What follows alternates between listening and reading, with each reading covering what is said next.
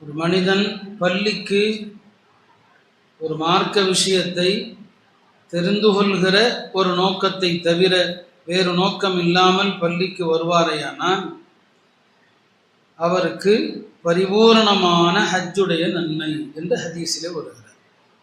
மன் கதா இலல் மஸ்ஜித் லா யுரீது இல்லா அன் யதஅல்லம் அவ் யுஅல்லிம கைரன் ஃபலஹு அஜ்ரு ஹஜ்ஜின் என்று சொன்னார். ஒரு ரிவாயத்தில் அஜ்ரு உம்ரத்தின். அப்போ அந்த வகையிலே பெரியார்கள் உலமாக்கள் வாயிலாக ஒரு நல்ல விஷயத்தை கற்றுக்கொள்ள வேண்டும் என்று வந்திருக்கிற எல்லோருக்குமே ஒரு ஹஜ்ஜுடைய நன்மை அல்லாஹ் எழுதுகிறார். இரண்டாவது, பள்ளியிலே ஒரு தொழுகையை முடித்துவிட்டு நீங்கள் ஒதுவோடு அமர்ந்திருக்கிற காலமெல்லாம் மலக்குமார்கள் அந்த பள்ளியில் அமர்பவருக்கு துவா செய்கிறாங்க. அல்லாஹும்ம அஃபிர் லஹு வர்ஹம். மலக்குகளுடைய துவாவும் உங்களுக்கு கிடைத்து விடுகிறது. மூன்றாவது, பள்ளியிலே ஒருவர் தொழுது விட்டு ஒரு ஃபர்தை முடிச்சுட்டு அடுத்து நஃபிலுக்காக காத்திருந்தாலும் சரி, ஃபஜ்ருடைய ஃபர்தை முடித்தீர்கள், அடுத்து இந்த மஜ்லிஸ் முடிந்ததும் இஷ்ராகோ துஹாவோ தொழுவீங்க. ஒரு தொழுகைக்கு பிறகு இன்னொரு தொழுகைக்காக காத்திருந்தால் அல்லாஹ் அவருடைய பாவங்களை மன்னிக்கிறான், அவருடைய அந்தஸ்தை அல்லாஹ் உயர்த்துகிறான். இந்த சிறப்பும் கிடைத்து விடுகிறது. நான்காவது, நாம் கேள்விப்பட்டிருப்போம், ஒருவர் ஜம்சம் அருந்தினால் எந்த நியத்தில் அருந்துகிறாரோ அது நிறைவேறும் என்று. ஆனால் அபூதாவுதிலே இதே விஷயம் பள்ளிக்கு யார் எந்த நோக்கத்தில் வருகிறாரோ அந்த நோக்கம் நிறைவேறும் என்று. இந்த பள்ளிக்கு வருகிற போது நான் அல்லாஹ்விடம் கேட்கிற துவாக்கள் ஒப்புக்கொள்ளப்படும் என்ற எண்ணத்தில் வந்தால் அது நடந்தே தீரும். ஆக பள்ளியில் இருக்கிற இந்த விஷயம் இருக்கிறது, அது சாதாரண விஷயம் அல்ல.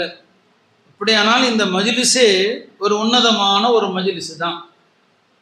மலக்குமார்கள் அல்லாஹ்விடத்திலே செல்வார்கள். காலையிலும் மாலையிலும் முறை வைத்து மலக்குகள் வர்றாங்க.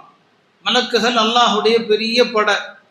அந்த எண்ணிக்கை அல்லாஹுவை தவிர யாரும் அறிய முடியாத ஒரு பெரும்படை. வமா யஅலமு ஜுனூத ரப்பிக இல்லாஹு. அவனை தவிர யாரும் அறிய முடியாது. அந்த மலக்குகளை அல்லாஹ் பல பணிகளில் அமர்த்துகிறான்.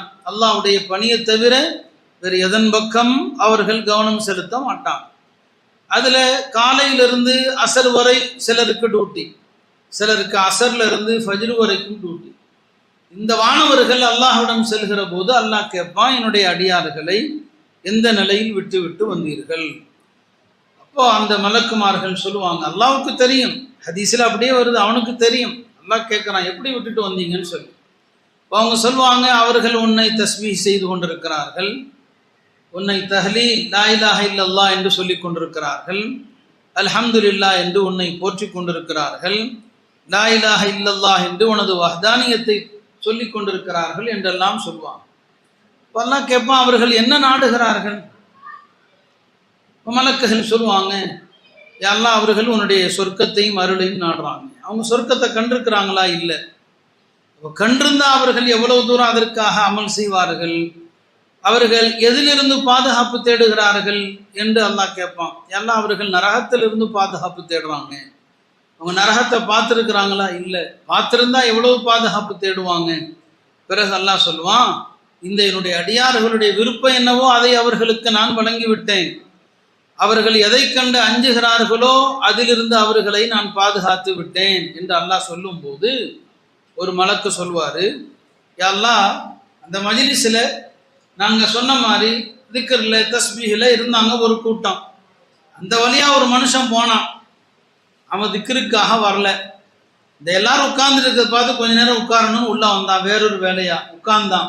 அவன் எந்த அமலும் செய்யாதவன், இவனை நீ மன்னிச்சிட்டியான்னு கேட்பான். அப்பதான் அல்லாஹ் சொல்லுவான், ஹும் கௌமுன் லா யஷ்கா ஜலீசுஹும். இந்த திக்ருடைய மஜ்லிஸிலே அமர்ந்த கூட்டம் இருக்கிறாங்களே, அவங்க எப்படிப்பட்ட கூட்டம்னா, அந்த கூட்டத்துல உட்கார்ந்த யாரும் துர்பாக்கியசாலியாக ஆக மாட்டான். ஹும் கௌமுன் லா யஷ்கா ஜலீசுஹும். அந்த கூட்டத்தில் அமர்ந்த யாரும் துர்பாக்கியசாலியாக ஆக மாட்டாங்க அப்படின்னு சொன்னாங்க. அருமையானவர்களே, இந்த ஒரு ஹதீஸ் தான் நமக்கு நல்லவர்களோடு அல்லாஹ்வை திக்ர் செய்யக்கூடிய மக்களோடு அமரக்கூடிய எவருமே துர்பாக்கிய நிலையை அடையவே மாட்டாங்க. அப்ப நல்லோர்களுடைய சுஹபத் என்பது நமக்கு திருமறை வலியுறுத்துகிறது. நம்ம ஒவ்வொரு தொழுகையிலும் ஓதுகிற சூரா ஃபாத்திஹாவுமே நல்லோர்களுடைய வழியை எங்களுக்கு காட்டு, யாருக்கு நீ அருள் புரிந்தாயோ அந்த நல்லோர்கள் வழி, நல்லோர்கள் வழி என்றுதான் கேட்கிறோம். நல்லோர்கள் வாழ்ந்த பாதை, நல்லோர்கள் வாழ்ந்த அமல், அப்படிதான் எல்லாம் நமக்கு இப்படி கேட்க சொல்லல. குர்ஆனுடைய வழி, ஹதீஸுடைய வழி என்று சிலர் சொல்லுவது போல அப்படி இல்லை.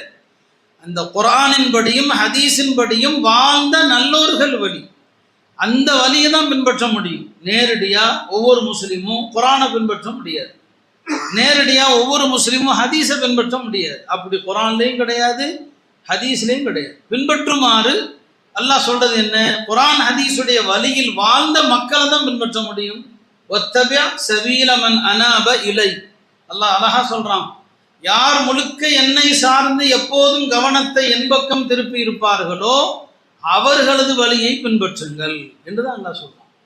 இன்னொரு ஆயத்தில் அல்லாஹ் சொல்வான், நரகத்துக்கு போறவன் யாரு? அல்லாஹ் ரசூலை பகைத்து கொண்டு வயத்தபி கைர சபீரில் மோமினீன், உண்மையான மோமின்களுடைய பாதை அல்லாத வேறொன்றை யார் பின்பற்றுகிறானோ அவன் நரகவாதின்னு அல்லாஹ் சொல்றான்.